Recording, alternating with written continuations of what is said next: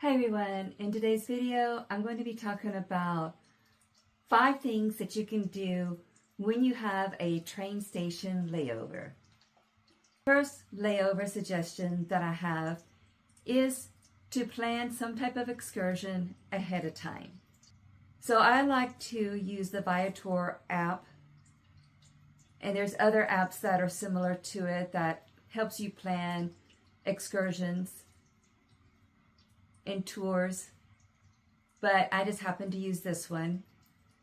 And if I know I have a few hours before I have to get on the train, then I usually try to do a group walking tour of some type. For example, when I went to Boston and I came in to Boston on the Acela, and I was going to go from Boston up to Portland on the Downeaster, but I had time to do a 2-hour walking tour of the Freedom Trail walk. And it was a lot of fun. I learned a lot about history. Yes, I learned about the history when I was in school, but it was really nice and fun to actually see these historical buildings because I had never been to Boston before.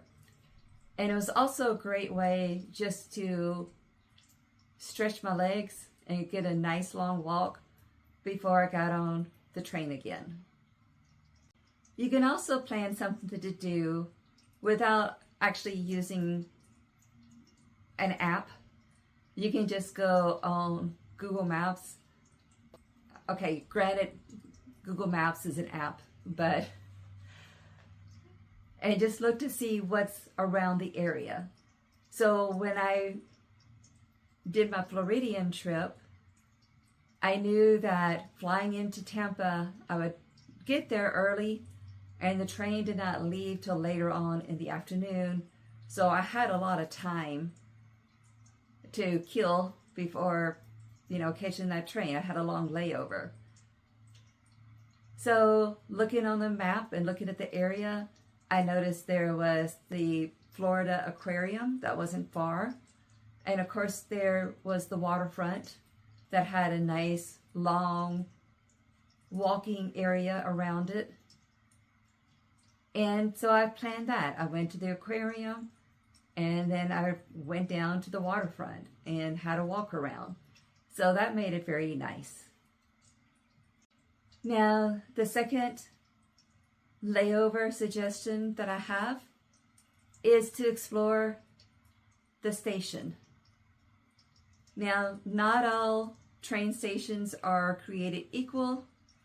Some of them are just that. They are just a station with some chairs in it, and they're only open a certain amount of time for when the train comes in to load and unload passengers. But there are a lot of beautiful Union stations and Santa Fe depots out there that are really great to explore, and I've talked about some of them in previous videos.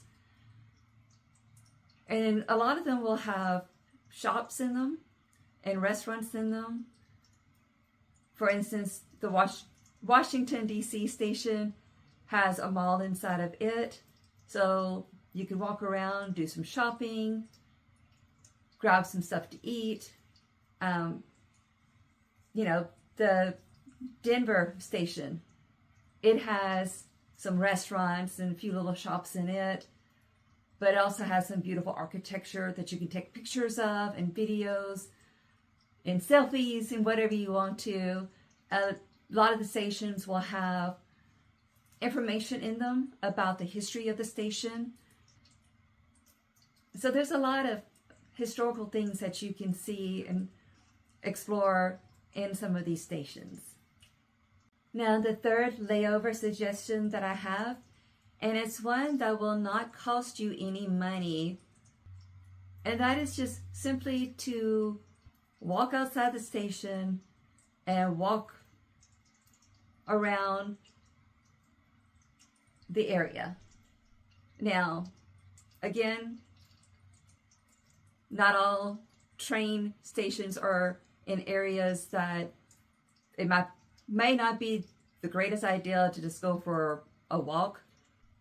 But a lot of them, like if you're in Washington or Chicago or Seattle is a great one. And just walk around. You know, you may want to walk a few blocks. You may find a park that's nearby and just go to the park and just explore what's out there. Just get a feel for the vibe of the area. Look at the art on the buildings. Look at the architecture of the buildings. You know, look to see what type of shops are around and just enjoy it. Enjoy the area that you're in. Now, the fourth suggestion, and I usually do this one when it's a shorter layover, and that is to either get out my puzzle book or just check my wallet to make sure I have enough cash for tips for the Amtrak attendants, and just spend some time just making sure everything's nice and neat the way I want it to be in my bags. And the last layover suggestion is to simply do nothing. There's nothing wrong with just doing nothing. You can just get to the train station and you can find a place to sit. Maybe you get a snack or something to drink. And you just sit there and you just relax. Now maybe you want to people wash, so I guess that is something. It might be fun just to listen to the announcements and listen to the hustle and bustle. Listen to people around you. When I was at the San Antonio station not too long ago, and I took a trip to Temple, Texas, there was a lady that had a very strongly worded conversation with the vending machine. It was very entertaining. She had a very bright vocabulary. And this was happening, you know, at 6:15 in the morning. So sometimes it's fun just to do nothing while still being entertained. So one of the nice things is a lot of the Amtrak stations will have baggage holding areas that you can just, most of the time, if you're a sleeper car passenger, they're not going to charge you for you to put your bag, for them to hold your bag while you go do some exploring. Some of them, if you're not a sleeper car passenger, they may charge you a fee to do that, but it's usually not very much.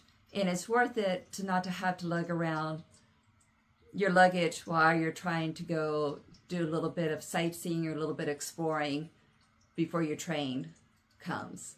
So another thing is that several of the Amtrak stations, especially the larger ones, will offer a Metropolitan Lounge. Now these are nice. They offer them to sleeper car passengers and mostly to business class passengers on some routes.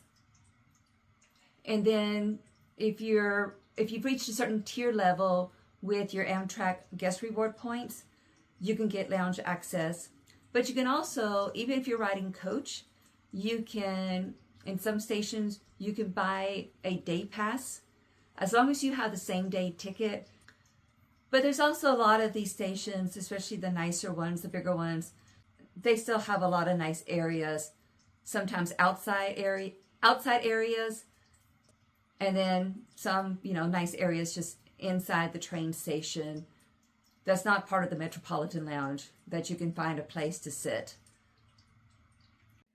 So I hope some of these suggestions helped you to plan for your next Amtrak trip and for those layovers.